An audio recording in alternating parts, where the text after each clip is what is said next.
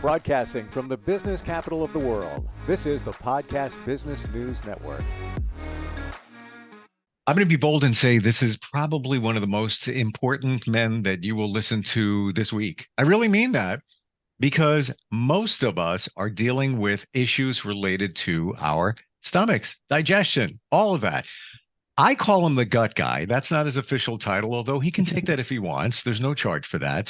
He is somebody that helps people worldwide conquer their gut and stomach challenges. And he's got so much insight. You ask a question, by the way, if you want to, instant feedback, steve@gmail.com. You can also reach out at 631-319-6275 to talk to Josh Dech, who is back with us. Hey, Josh, how's it going?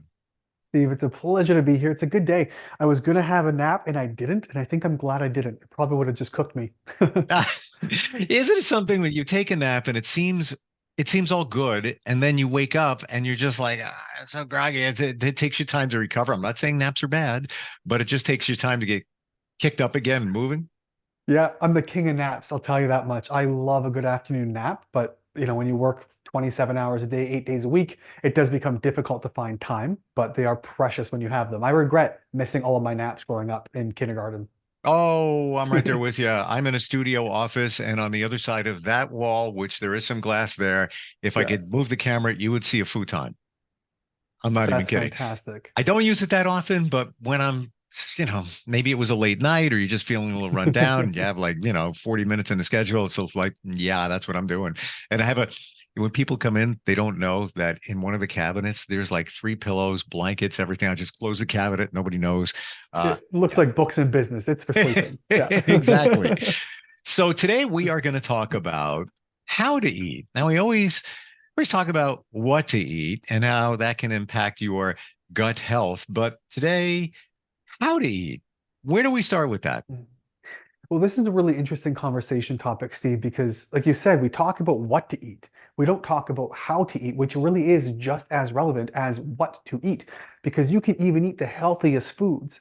And this sounds crazy because I'm in my 30s, I'm in my 40s, I'm a grown man or grown woman. I know how to eat. I chew and I swallow. But it does go far beyond that, really, when we break down how the body actually interacts with our food on a deeper level. And so we talk so much about don't eat junk food, don't eat fast food, avoid pop, avoid alcohol and sugars. These are good things. But if you're taking your food in effectively and swallowing it like a pelican, like you're not even chewing your food, you're not going to break down, digest, or absorb it. If you're Mm. somebody who's on the go, running around like a chicken with your head cut off, you got 6 kids, shuttle them into the car, run them over to soccer practice, grab something on the go, drop it down the hatch, you're not going to be breaking down, digesting, and absorbing. And so you are going to be arguably just as nutrient deficient as if you were eating junk food anyways, because you can't actually ingest it. Wow. Okay, so tip number one is chew your food. Take time to eat.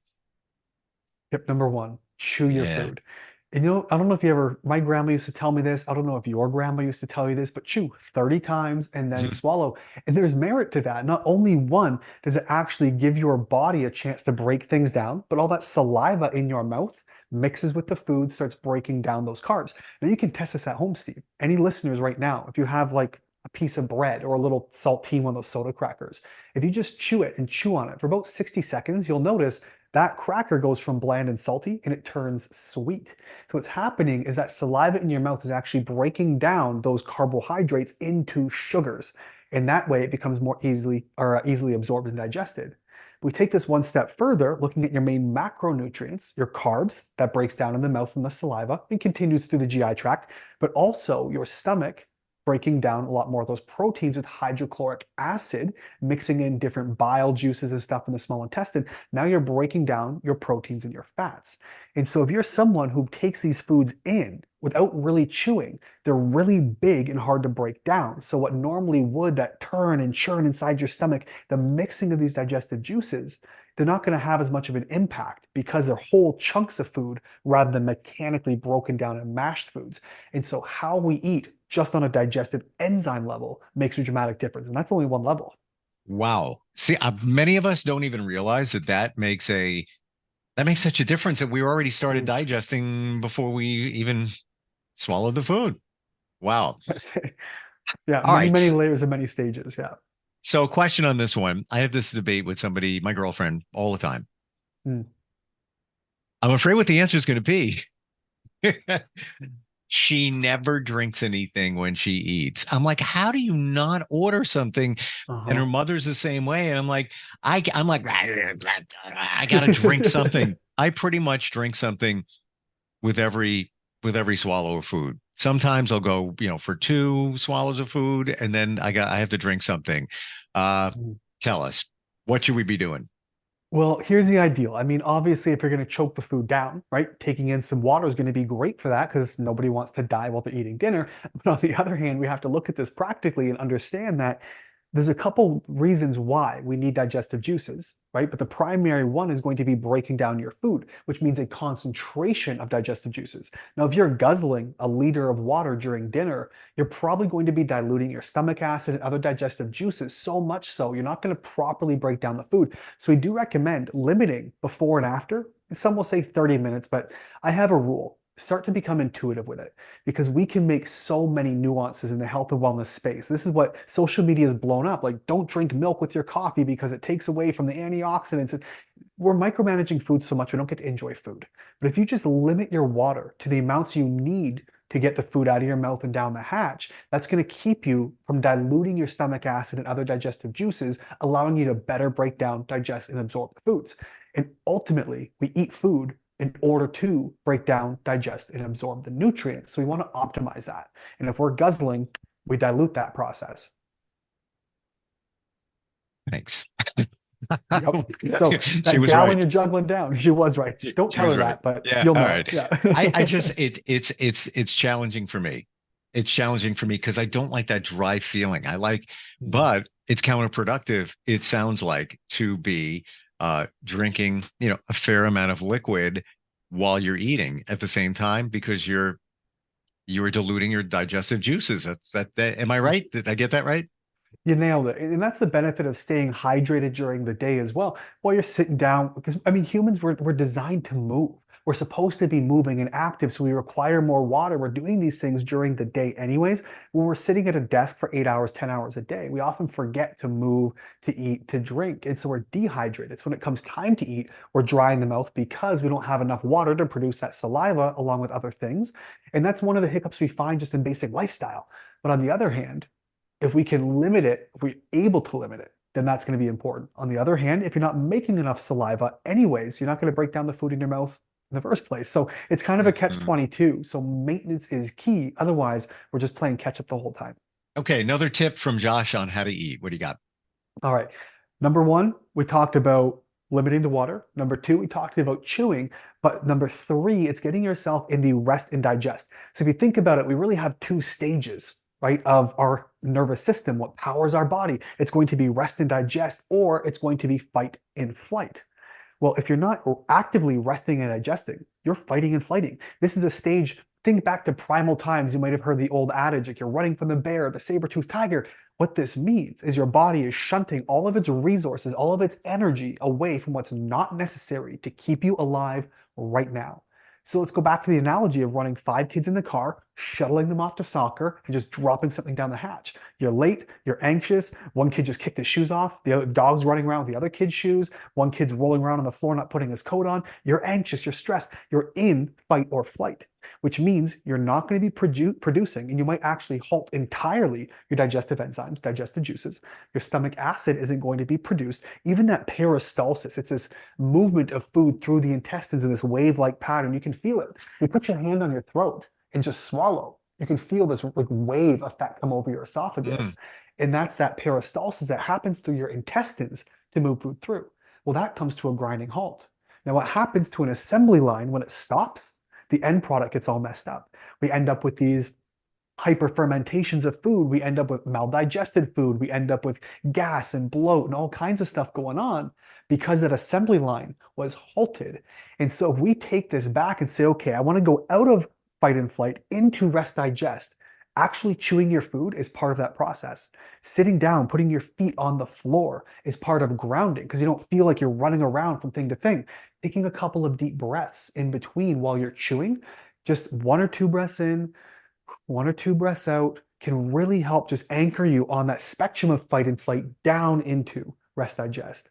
But I can guarantee you, if you guys think about this one, use yourself, Steve, or any of the listeners, if you've ever been in an argument and you've eaten during that argument or right after the argument with your spouse or a significant other, you feel bloated after because you are not, there's no peristalsis, there's no digestive juices, you're not chewing your food properly, and that whole digestive mechanism or assembly line comes to a halt. Wow. All right. Stuff to think about today. We're going to check in. I believe it's Ocala, Florida. Can you hear us? Yes, I can hear you. What's your name? My name is Kathy. Kathy, Josh is here with answers to your questions about gut health. What do you got? Hey Josh, good afternoon. Good to see you, Well, Kathy. I've always had bad reflux, and I've done everything. I've used Prilosec, and just wanted to know what you would recommend. hmm So, for legal and liability reasons, Kathy, I can't advise you on medication as I'm not your doctor, but here's what I can tell you. In my entire practice, I've been doing this for over 10 years. The number one cause of acid reflux is actually low stomach acid. And the reason we say this is because your stomach actually has an entry door and an exit door. Those are called sphincters, they open and close. Now, those are pH and pressure sensitive. And so if you have, think of a glass full of stomach acid, it's full, so you have pressure and you have lots of acid, that's your pH.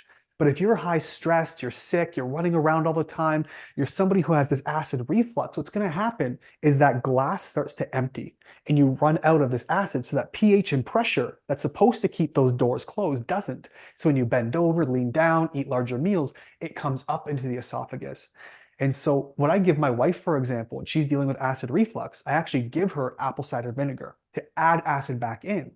Now, we do have to be careful, as just a warning here. If someone's been on antacids for years, 5, 10, 20 years, there's going to be a lot of other issues going on. There's bacterial issues, your stomach lining. It's very much a don't use it, you lose it situation. And so there's this mucosal protective membrane layer in your stomach. So we have to build that back slowly, which is where things like DGL, slippery elm, marshmallow aloe, all these come in handy as part of that rebuilding process. Interesting. So basically, carefully introduce acid into your stomach because many of us with reflux don't have enough in there. That's what I'm getting. That's basically it. You Yeah. want to restore that sock, that lining, right? Like you blister a heel in a shoe without one. So you want to restore that lining while you slowly add acid back in. Gotcha. Kathy, is that answer? Yeah, that helps a lot. Thank you so much, Josh. I appreciate it. You're so welcome. Thanks for calling. Thank you. Instant feedback, steve@gmail.com. We've got Katie checking in, and she's from Searsport, Maine. She says, I've heard that it's impactful to buy super enzymes to aid in digestion. Is that true? And what exactly is it? So super enzymes would be a brand, probably, or another kind of enzyme, but they're digestive enzymes. So the things that break down and digest your food. So you're talking about things made in your pancreas, in your stomach, even in your mouth. That's amylase that breaks down your carbs. You have protease, which breaks down your proteins, and lipase for like lipids, that's your fats. And these things break down your macronutrients. And so if you're somebody who has pancreatic issues, even a lot of my clients, I specialize in the worst of the worst, which is Crohn's and colitis.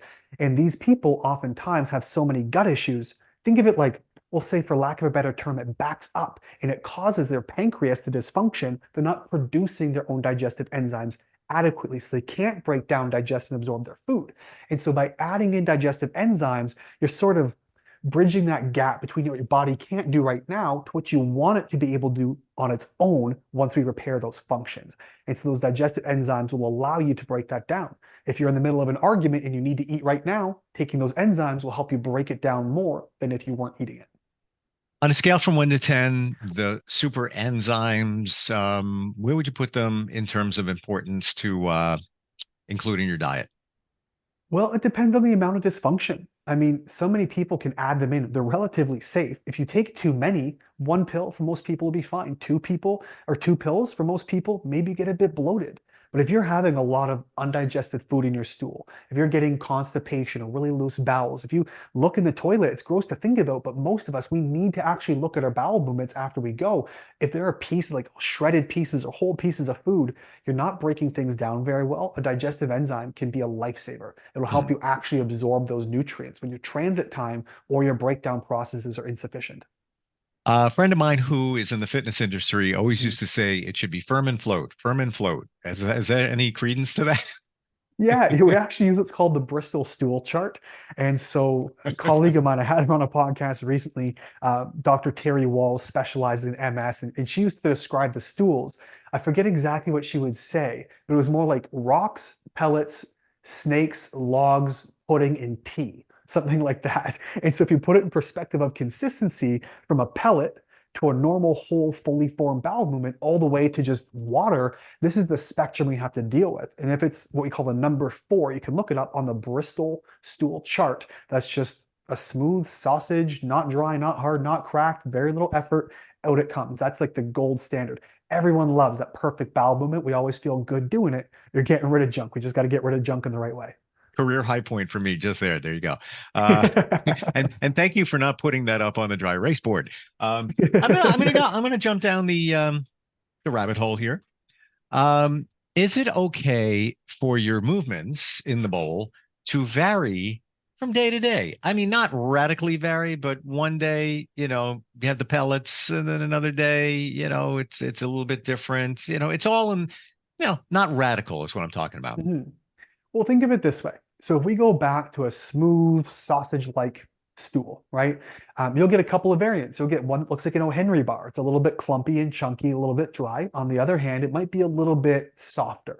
Those are relatively normal based on what you are eating, how hydrated you are, how much fiber or meat or whatever you're breaking down inside your body. But if you're someone who's going from liquid to solid to pellets, and you're jumping all over the place like Seabiscuit, you're going to have yourselves a different kind of problem that actually indicates it's probably a bacterial issue, some Hmm. kind of other assembly line dysfunction that needs to be rebalanced, because you should, for the most part, in a perfect world, your stool should be similar, consistent, and timely. If you're morning and night, whatever they are, that regularity and consistency is super important to indicate a healthy bowel. Even if you're a little shifting, it could be dietary, but it could be an early indicator of dysfunction that's on the rise. Gotcha. And I think we Mhm. identified last time we got together a few times back that multiple trips to the bathroom during the day for that is okay. It doesn't Yeah. indicate any issues. It's actually, I've heard normal. We should be doing that. Not, no, certainly once a day, but if you space it out, by the way, TMI, I took a trip, three, 3 hour difference, and Mm. I found my body, because I'm usually same time every day. I found my body moving, to accommodate for the time change in Yeah. the 3 hour, I gotta call it jet lag. And it took a while to reset on that, but it's interesting how the body will adapt. Yeah, the body's very funny that way. And I mean, if you're changing and shifting, if you're flying, altitude makes a difference. When I was back in school for paramedics, we did our aeromedical certification. Every 1 in 2,000 feet in the air, things would change. Pressure would change, air pressure would change, your IV calculations and flow rates, everything had to change, and your bowels will change as well. Plus, there's radiation and all kinds, Hmm, but it's not uncommon. But you're right, people should be going a minimum of once a day. If you're not at hmm. least one simple, easy, fully formed, fully evacuated bowel movement a day, you're on the spectrum of constipation. If you're having urgency where it creeps up on you, like, I gotta go now, then you are also on the spectrum of loose bowels toward either one is a spectrum of gut dysfunction, which predisposes gut disease. Wow. I'm happy to report that I've never had to go on a plane. Uh, got some time? Let's talk about some of the other things that we should be mindful of when it comes to how to eat. Mm. So we talked about a couple of big things. We talked about chewing. We talked about digestive enzymes. We talked about not getting really anxious. We've also talked about avoiding water in between. Those are our big ones. Now, we can take it one step further. There have been arguments to be made for like food combining.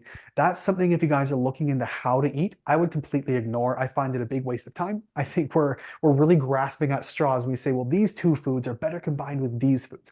On the Hmm. other hand, if there are foods that you know irritate you, avoiding those can be huge. And we did talk about the what to eat stuff, but your gluten, your dairy, your sugar, your alcohol. Now, it's not uncommon to have alcohol with a meal, right? Once a week, couple times a week, if you're out with friends. The challenge is with alcohol. This is where I'll give the how to eat. If you're going to consume alcohol, though I don't recommend it, I would definitely do it outside of meals. And here's why. Your liver is a major part of digestion and metabolism, has a huge role to play, but it also has a pecking order. So what it'll do is put the top priority stuff first. This has to go first. Toxins, poisons, removal of junk out of your body. Well, alcohol by nature is a toxin. It's actually very, very bad for you. There's zero good things. Even we talk about the antioxidants. Many ways to get antioxidants into your body that are not with the negative effects of alcohol. And so what happens is some of it can ferment your foods. It can make it hard to break down, digest. And if your liver is consuming enough alcohol, it'll actually prioritize the filtration and detoxing of the alcohol before digestion. So you'll notice if you consume alcohol with meals, again, it's like being in an argument. You might feel bloated, distended, heavy, bowels might be slow or urgent, and you're not going to feel as good or as revitalized as you would after having a healthy meal because your body prioritized the alcohol before the actual digestion of your food. Wow. And I'm a craft beer guy. Love trying different beers, and more I hear is that just what you said. Alcohol is bad for you. Bad for digestion, bad for, obvious liver and everything.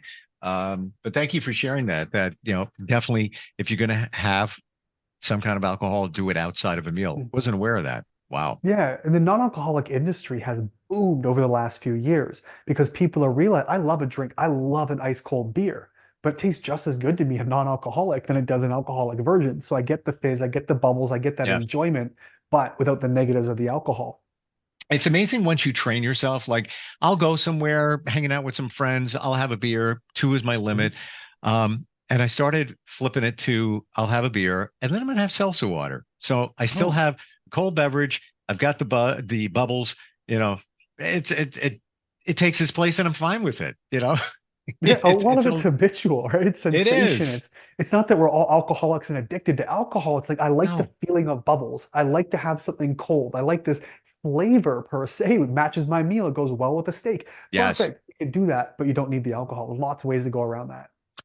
Real quick, gonna hammer some things. We're out of time, but I want to throw this to you. Are there things that you shouldn't eat together? You just identified alcohol and meals. Somebody told me it's a staple, steak and potatoes. Don't do it. Bad idea. Things like that. Anything stand out? Yeah, I mean, I hear lots of stuff about that. But just to hit it quickly, I know we're running out of time here. It's really sugar in meats that become the problem. It actually can activate a process called glycation, where those meats and those sugars bind together, making them hard to digest, and it's more prone to causing like liver issues and heart issues and heart disease. So, I mean, outside of that, if you're consuming meats that are barbecued, they're battered with high sugars, that can be problematic. Outside of that, anything that grows on a tree, in a bush, in the land, in the sea, it flies or it walks. God forbid you eat things that crawl, but that's up to you. These are things that I say go to town. Eat as much of them as you want. They're natural, they're from the earth. And I don't worry too much personally in my practice about how we combine those things. Wow, I could just keep going. This is great. This is like the untold story of your stomach, and it's right here. Yes. Josh, you're available worldwide if somebody's having challenges. Maybe they know somebody. You really, truly know your stuff, and this is how you find him. This is very easy, Steve. It's a great chance for me to use the whiteboard for the first time in this whole call. So if you need to reach me, it can all be found at gutsolution.ca. That's all singular.ca for Canada, gutsolution.ca. We just recently launched a brand new online course community. It's like a Facebook page with courses and info and experts and Q&As and done for you everything you need to help you heal your gut. So head to gutsolution.ca, click join the community, and we'll see you inside. Thank you. I really mean that. I truly appreciate you and all your information, your wisdom, the studying, the research, all of that. It's so important. Food is life. And if we don't digest it properly, our lives aren't the way they should be. So that's why we need you. And I appreciate it. Thanks again for being here. My pleasure. Thanks for having me, Steve. We'll be right back. Are you looking for even more of the podcasts and hosts that you love? The Podcast Business News Network is proud to announce that you now have even more ways to listen live. Check out the MyTuner Radio, online radio box, and Simple Radio apps on iOS and Android, or find us online. Search for Business News Network on mytuner-radio.com, or search Podcast Business News Network on streama.com and onlineradiobox.com/US. Take your podcast on the go and don't miss a minute of the action.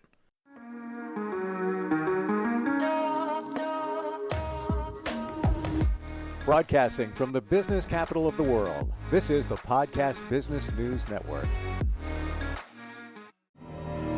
For nearly 2,000 severely injured veterans, everyday life has become filled with barriers. Day-to-day simple tasks can become pretty daunting. I have to carry my chair up 2 flights of steps or have somebody do it for me. What scares me the most is just the falling. When I'm struggling with my house, I think, to have that one great barrier just knocked down, it's crucial. Home for Our Troops is a wonderful nonprofit that builds a mortgage-free, fully adaptive, handicap-accessible house. And there's no catch. It'll be our very first home that we've ever owned. This is a game changer. This is where your life begins again. We need you to join us in completing this important mission. Please visit hfotusa.org and help build homes and rebuild lives. Because of you, everything's going to be okay.